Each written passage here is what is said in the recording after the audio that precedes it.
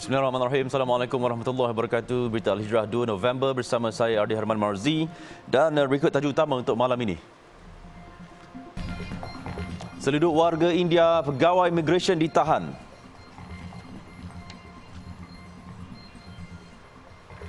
Juga Ustaz Kazim Ilyas tarik diri jadi calon BN.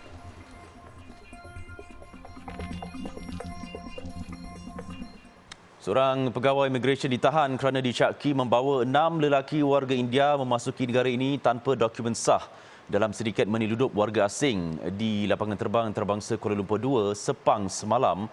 Ketua Pengarah Imigresen Datuk Seri Khairul Zaimi Daud berkata 6 lelaki India itu turut ditahan pada jam 7.45 malam. Datuk Seri Khairul Zaimi dalam satu kenyataan berkata kesemua warga asing berusia lingkungan 20 hingga 42 tahun itu cuba memasuki negara ini untuk bekerja tanpa pas yang sah serta mengelakkan bayaran levi. Modus operandi sindiket berkenaan ialah dengan menawarkan e-visa palsu kepada mereka untuk memasuki Malaysia sebagai pelancong. Malah sindiket akan menyediakan kemudahan tempat tinggal, program lawatan dan sejumlah wang bagi menunjukkan seolah-olah mereka pelancong tulen. Khairul Zaimi berkata pegawai imigresen berusia 31 tahun itu didapati bersubahat dalam sindiket itu dengan menurunkan cop ke atas pasport tanpa merekodkan perjalanan warga asing tersebut ke dalam sistem MyIMS. Menurutnya, berdasarkan maklumat risikan, sindiket tersebut dipercayai beroperasi sejak April lepas dengan mengenakan bayaran antara RM5,000 dan RM6,000 kepada setiap pelawat. Kesemua warga asing terbabit disiasat di bawah Akta Imigresen 1959-63 dan Akta Pasport 1966 kerana cuba memasuki Malaysia secara tidak sah. Manakala pegawai imigresen itu pula akan disiasat di bawah Seksyen 26A Akta Anti Pemerdagangan Orang dan Penyeludupan Imigran 2007 setelah perintah reman diperoleh. Baik, Kementerian Luar mengesahkan tiada warga negara Malaysia yang dilaporkan terkorban dalam insiden rempuhan di Itaewon, Korea Selatan pada Sabtu lepas. Menterinya Datuk Seri Saifuddin Abdullah bagaimanapun berkata seorang warga negara Malaysia yang dilaporkan cedera dalam insiden itu menerima rawatan sebagai pesakit luar di Hospital Universiti Jugang, Seoul dan kini berada dalam keadaan stabil. Kedutaan Besar Malaysia di Seoul telah menghubungi beliau bagi mendapatkan perkembangan terkini dengan menghulurkan bantuan konsular termasuk memudah cara urusan perjalanan ibu dan bapa beliau ke Korea. Kedutaan Besar Malaysia di Seoul akan terus memantau insiden itu dan akan memaklumkan sebarang perkembangan terkini dari semasa ke semasa. Lebih 150 orang terbunuh dalam rempuhan maut semasa sambutan Halloween di daerah Itaewon, Seoul pada Sabtu lepas. Seorang pelajar Thailand berusia 27 tahun yang ke Korea Selatan untuk belajar bahasa Korea adalah antara yang terbunuh ketika insiden itu.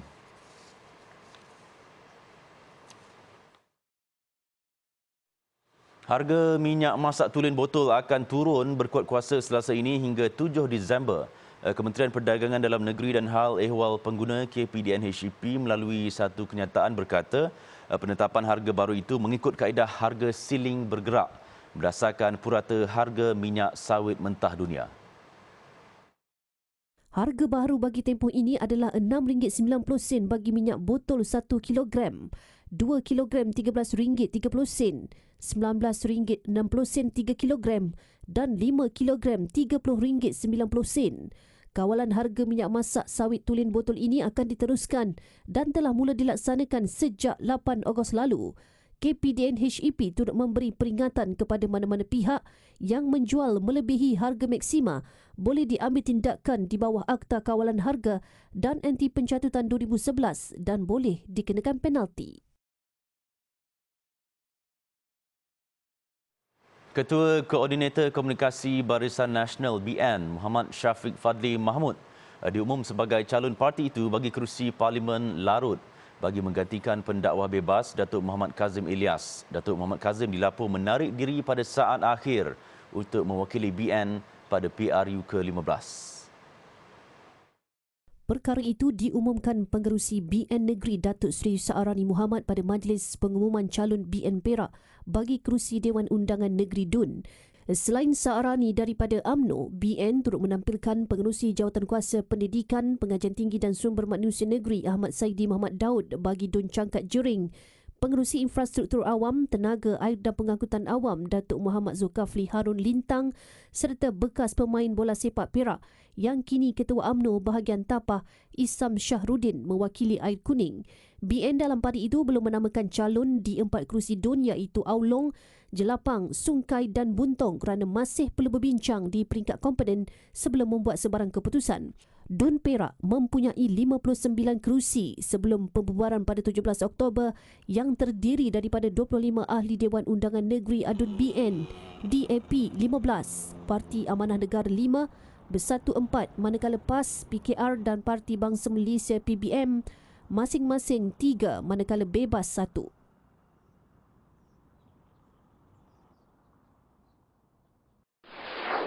Terdahulu, pengumuman calon BN menyaksikan pengguguran beberapa nama besar, antaranya penyandang kerusi Parlimen Ketereh Tan Sri Anwar Musa, penyandang Parlimen Arau Datuk Seri Syahidan Kasim dan penyandang Parlimen Pasir Salak Datuk Seri Tajuddin Abdul Rahman dan Tan Sri Noh Omar. BN juga belum mengumumkan calon bagi 6 kerusi Parlimen iaitu Tanjung Karang, Jempol, Kuala Pilah, Bandar Tun Razak, Tumpat dan Kuala Nerus. Sementara itu, Perikatan Nasional turut mengumumkan calon di 169 kerusi Parlimen dan mengetengahkan muka-muka baharu. Antara nama besar PN lain yang akan bertanding ialah Datuk Seri Muhammad Azmin Ali yang akan mempertahan kerusi Gombak, manakala Datuk Seri Hamzah Zainuddin di Larut. Tan Sri Muhyiddin Yassin pula masih di kerusi sama iaitu Pagoh. Namun bagi penyandang Parlimen Bagan Serai, Datuk Dr. Nur Azmi Ghazali digugurkan daripada senarai calon Perikatan Nasional bagi pilihan raya kali ini. Sementara itu, Parti Gerakan Tanah Air yang diperkerusikan Tun Dr. Mahathir Mohamad umum akan bertanding sebanyak 121 kerusi Parlimen. Penyandang kerusi Parlimen Langkawi sebelum ini Tun Dr. Mahathir Mohamad mempertahan kerusi sama, manakala Mukris Mahathir mempertahan kerusi Jerlun. Sementara itu, pelakon dan pengarah Ahmad Idham Ahmad Nazri serta pelakon Datuk Seri Izlan Yusof diumumkan sebagai calon bagi Gerakan Tanah Air bagi pilihan raya umum ke-15. Ahmad Idham dan Izlan masing-masing akan bertanding di Parlimen Port Dickson dan Sabak Bernam atas tiket Parti Pejuang Tanah Air Pejuang.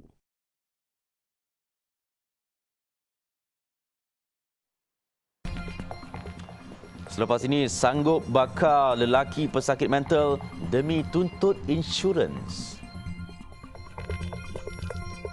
Baik, kembali dalam berita Al-Hijrah. Masih dengan perkembangan PRU15, pengumuman senarai calon oleh kesemua parti yang bertanding menyaksikan masing-masing mempunyai strategi dan kekuatan sendiri bagi menawan Putrajaya. Jadi, adakah PRU15 kali ini dianggap sengit atau ia akan didominasi oleh satu parti saja? Jadi untuk penjelasan lanjut, kita bersama penganalisis politik Dr. Muhammad Taufik Yaakob yang kini berada di talian Skype. Assalamualaikum, Doktor. Waalaikumsalam warahmatullahi. Alhamdulillah. Baik, Doktor. Selepas pengumuman senarai calon oleh BN, PHPN, jadi pada pandangan Doktor, bagaimana kecenderungan pengundi untuk PRU kali ini? Adakah calon atau parti yang jadi keutamaannya, Doktor? Ya, yang pertama, pengundi-pengundi saya lihat akan mengundi berdasarkan kepada calon kerana kita lihat kebanyakan parti-parti politik mengemukakan nama-nama baru dan mereka yang lebih muda. Sungguhnya ini merupakan satu cabaran besar kepada parti-parti politik yang bukan sahaja perlu mempromosi calon-calon mereka, tetapi juga bagi pandangan saya perlu memastikan bahawa ada attachment antara calon dengan parti politik.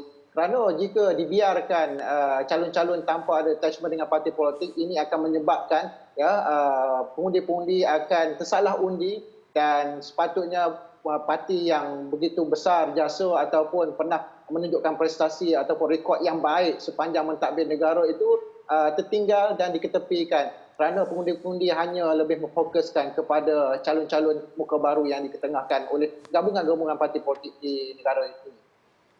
Baik doktor, kali ini pertama kali undi 18 dilaksanakan di mana ia menyumbang hampir 1.4 juta pengundi berusia 18 hingga 21 tahun yang akan memilih kerajaan. Jadi sejauh mana doktor lihat undi anak muda ini akan mengubah lanskap politik tanah air, doktor?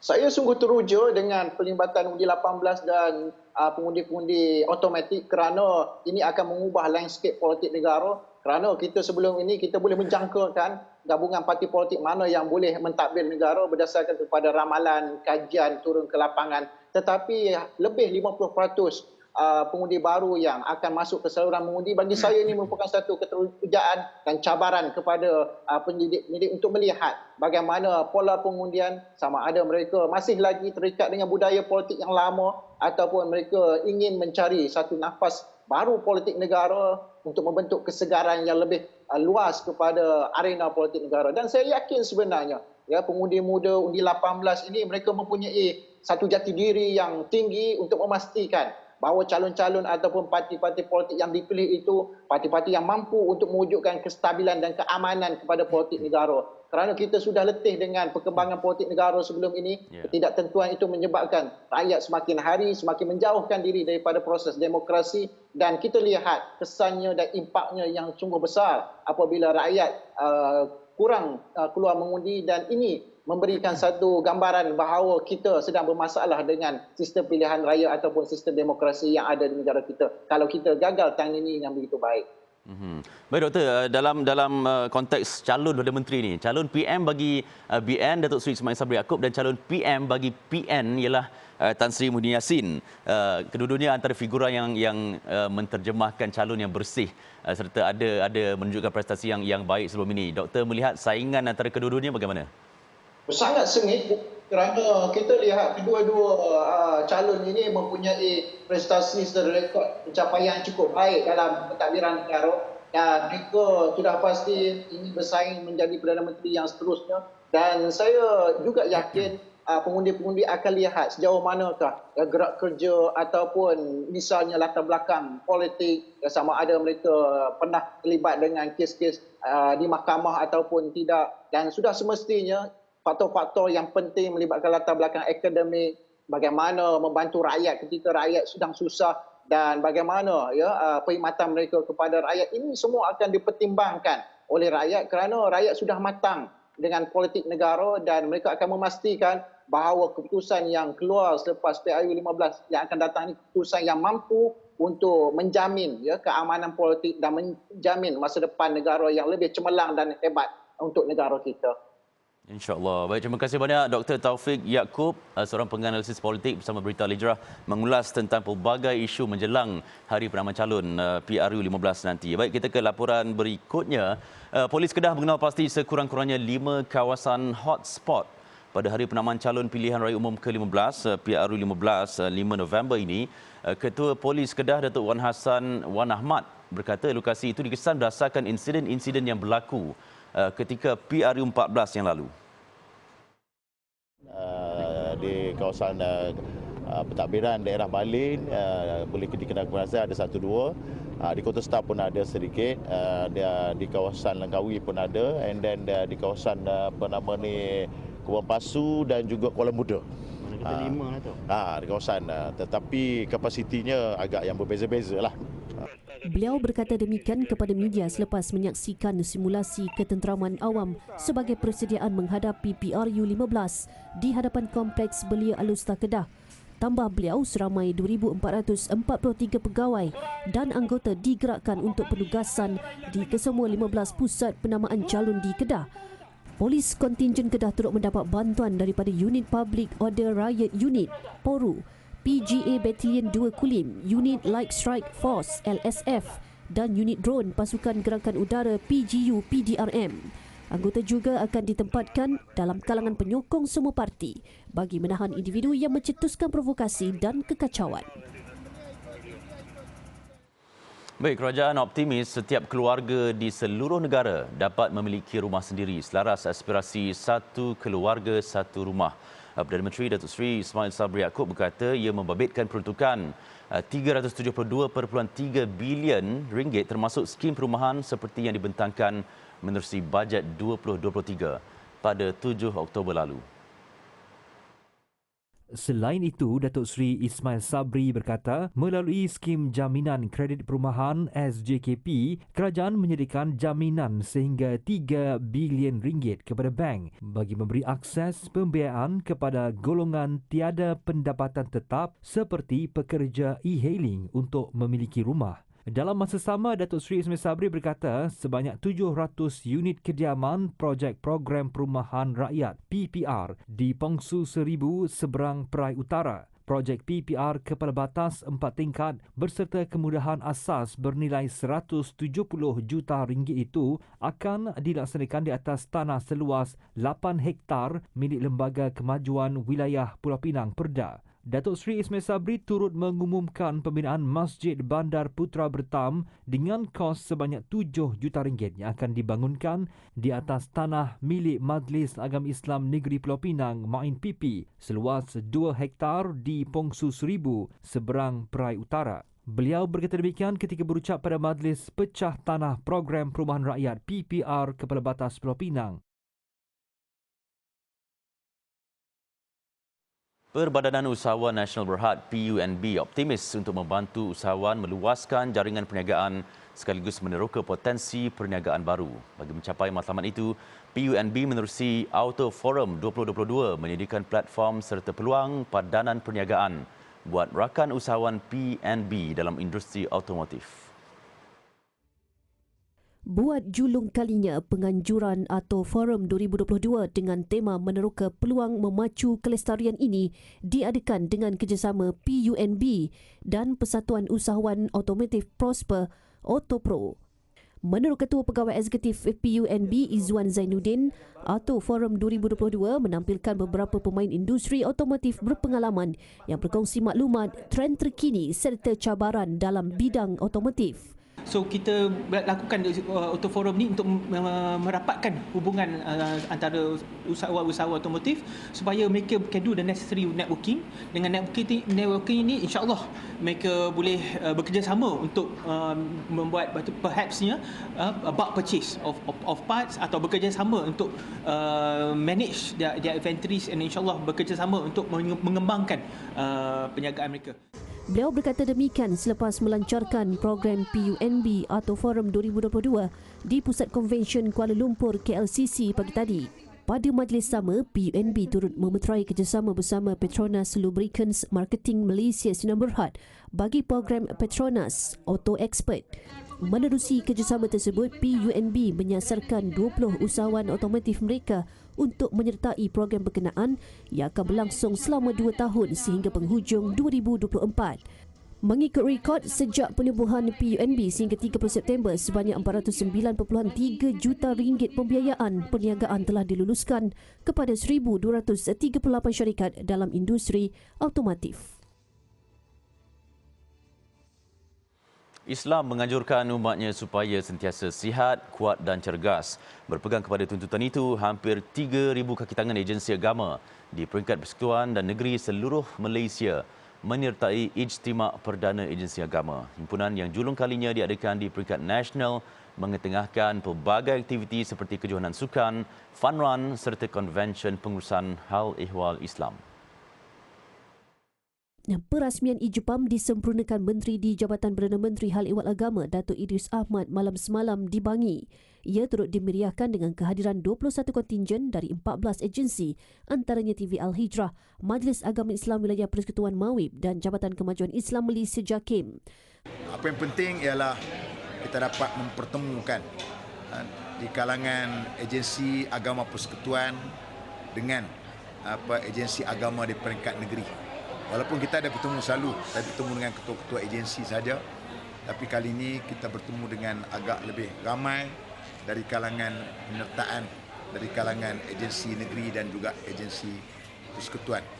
Saya mengharapkan supaya program seperti begini, seperti yang saya sebut tadi, lebih kepada soal untuk meningkatkan ukhuwah di kalangan kita. Hadir sama Ketua Pengarah JAKIM Datuk Hajah Hakimah Muhammad Yusof dan Pengarah Jabatan Agama Islam Datuk Muhammad Ajib Ismail. Ijpam berlangsung selama 6 hari bermula 1 hingga 6 November bertempat di Uniten dan Ilas Bangi.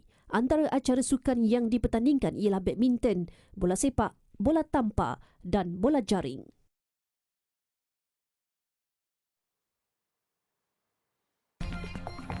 Lima singa Afrika terlepas, polis isytihar sekatan pergerakan kecemasan.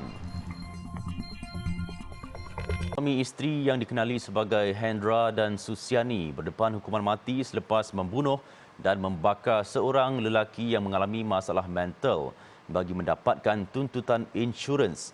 Kes itu terbongkar selepas penemuan satu mayat lelaki ditemukan dalam kenderaan rentung di Bengkalis, Riau pada Khamis minggu lalu. Hasil siasatan, polis menahan Hendra dan isterinya menerusi soal siasat pasangan suami isteri itu mereka kematian bagi mendapatkan tuntutan insurans nyawa. Susiani membuat laporan polis bahawa lelaki yang maut terbakar dalam kenderaan itu adalah suaminya, Hendra. Namun, siasatan polis mendapati mangsa yang terbakar adalah seorang lelaki dengan masalah mental yang dipercayai diculik pasangan suami isteri berkenaan untuk dibunuh dan dibakar. Selain itu, siasatan polis semakin kukuh apabila Susiani enggan membenarkan mayat lelaki yang terbakar itu menjalani bedah siasat. Sehubungan itu, pasangan suami isteri tersebut berdepan hukuman mati jika sabit kesalahan. Lima singa Afrika terlepas dari kurungan di Zoo Taronga, Australia. Polis terpaksa membuat sekatan pergerakan kecemasan. Sekatan itu membolehkan pihak berkuasa dan kaki tangan zoo mengesan haiwan berkenaan yang dikuatiri menyerang orang awam. Penggera kecemasan dibunyikan di seluruh zoo manakala lokasi tarikan pelancong itu ditutup buat sementara waktu sehingga singa berjaya dikesan. Pengarah eksekutif Zoo Taronga, Simon Duffy memaklumkan seekor singa sudah berjaya dikesan dan ditenangkan kaki tangan zoo. Semakan lanjut kini sedang dijalankan untuk mengesan punca bagaimana haiwan itu boleh terlepas dari kawasan kurungan. Zoo Taronga terletak di kawasan perbandaran yang mewah dengan pemandangan Sydney Opera House dan jambatan di pelabuhan. Zoo itu mempunyai dua singa dewasa bernama Maya dan Ato, selain 5 anak, Hari, Luzuko, Malika, Zuri dan Ayana. Jutaan pelajar kembali ke sekolah di seluruh Filipina hari ini selepas perintah berkurung akibat pandemik COVID-19 selama lebih 2 tahun. Kerajaan menguatkuasakan arahan mandatori pelaksanaan semula kelas secara bersemuka selepas beberapa masalah membelenggu pembukaan semula kelas, khususnya membabitkan kerusakan teruk dan banjir akibat ribut tropika Nalgae yang melanda negara itu Ahad lalu. Ribut itu meragut lebih 130 nyawa dan menyebabkan pelbagai kemusnahan termasuk kerosakan bangunan sekolah. Situasi diburukkan lagi dengan isu kekurangan guru dan kelas yang berlarutan sejak sekian lama. Presiden Filipina Ferdinand Marcos Jr. mengambil beberapa langkah untuk membuka sepenuhnya ekonomi negara itu yang mencatat kemelesetan terburuk sejak Perang Dunia Kedua selepas negara itu menutup sekolah, tempat kerja dan pengangkutan awam untuk mengekang penularan COVID-19. Marcos Jr. membatalkan perintah mandatori pemakaian pelitup muka di kawasan awam dan dalam premis tertutup. Ketika ini terdapat 29 juta pelajar berdaftar untuk tahun ini, termasuk di sekolah swasta yang boleh memutuskan sama ada melaksanakan sesi pengajaran secara bersemuka atau kekal melaksanakan secara penggiliran dengan kelas dalam talian setiap minggu. Penutupan sekolah secara berpanjangan mencetus kebimbangan mengenai kadar celik huruf dalam kalangan kanak-kanak Filipina yang berada di tahap membimbangkan sebelum pandemik akan bertambah buruk.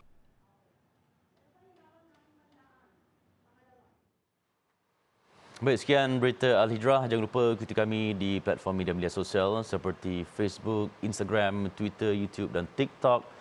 Dan layari alhijrahnews.com untuk lagi berita-berita pilihan dan eksklusif. Saya Adi Herman, kita jumpa lagi. Assalamualaikum warahmatullahi wabarakatuh. Selamat malam.